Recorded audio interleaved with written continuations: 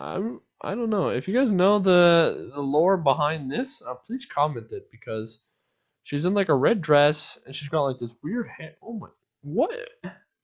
And then there's like this face. I whoop. Okay, okay, I'm getting too ahead.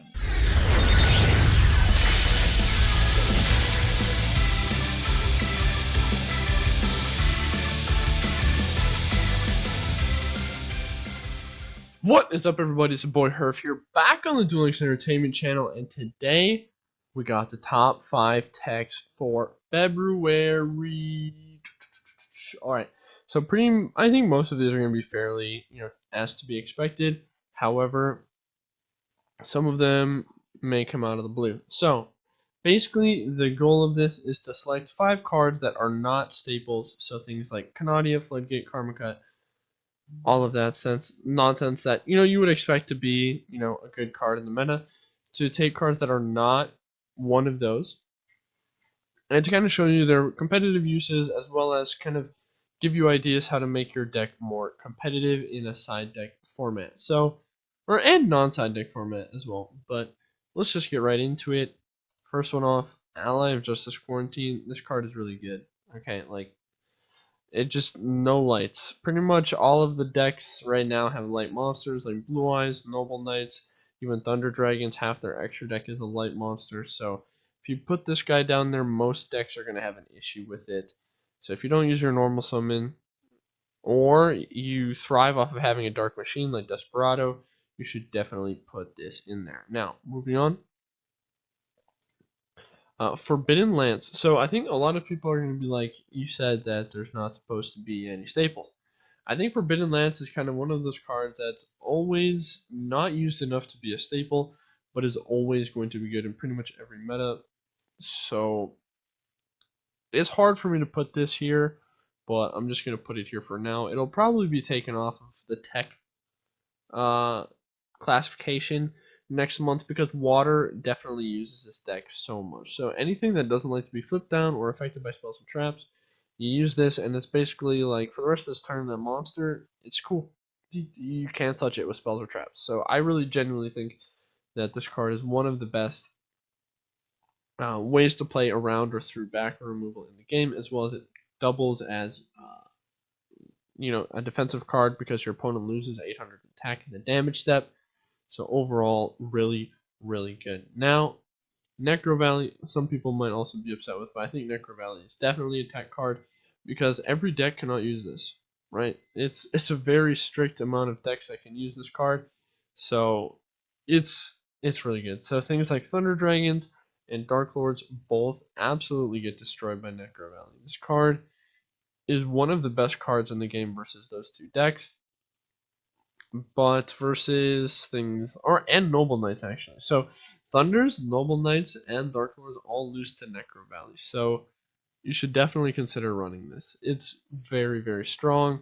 I think that is probably one of the best ways to play any deck if you have the option to use it.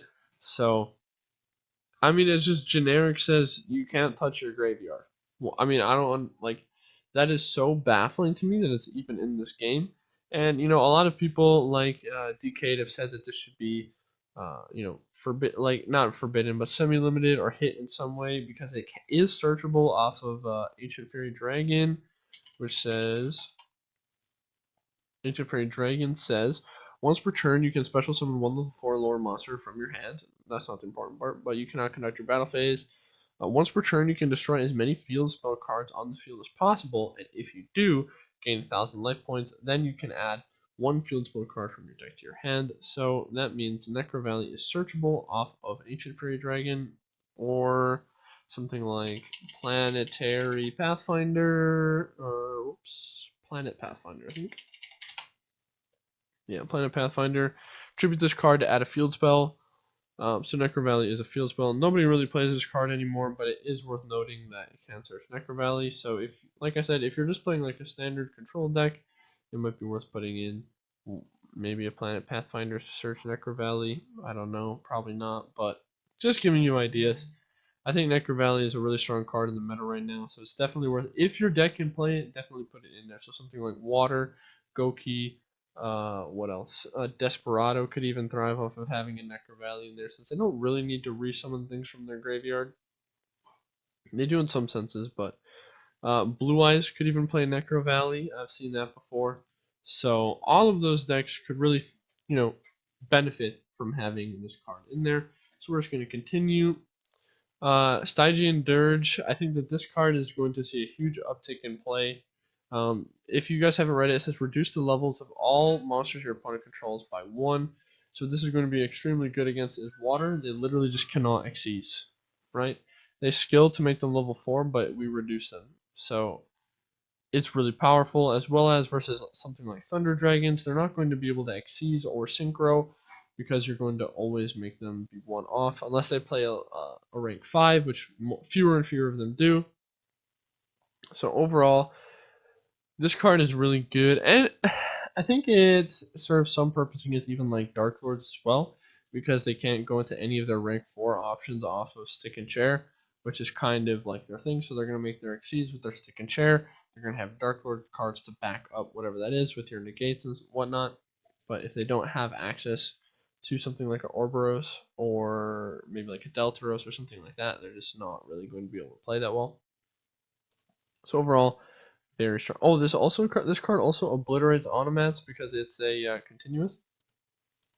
So a lot of times they're going to have to go into unoptimal turn ones because what they're going to do is they're going to have to normal summon Sister and then grab Bolt instead of a Wind. So a lot of times that's going to, unless they hard drew Wind, which if they do that, there's nothing you can do anyways.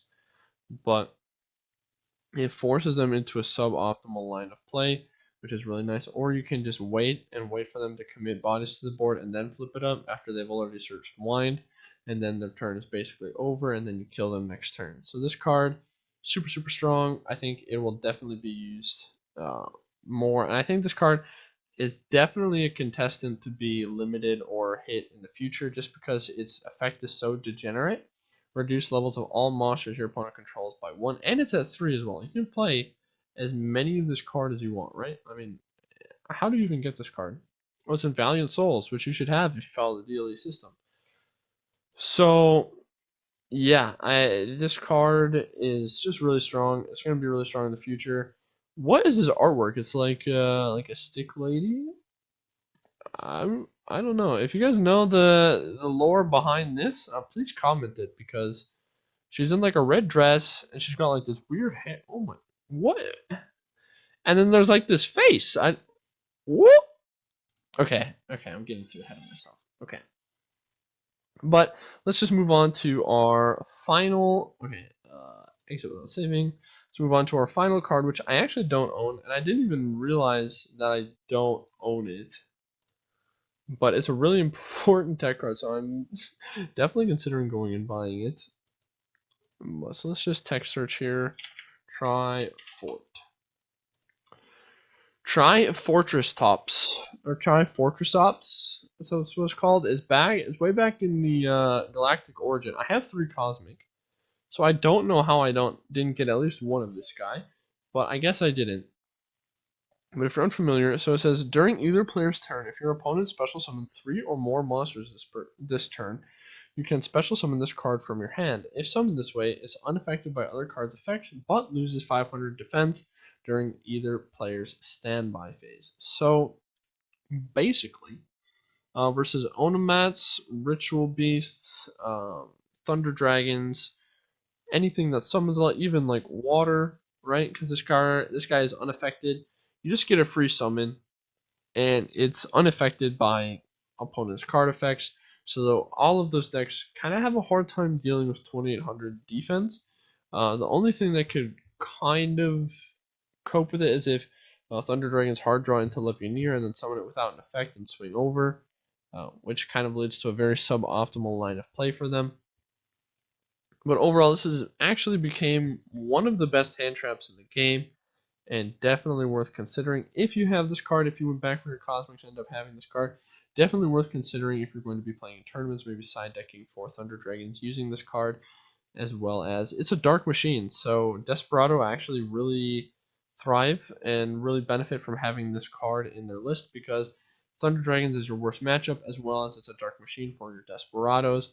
So overall, just very, very useful for the deck.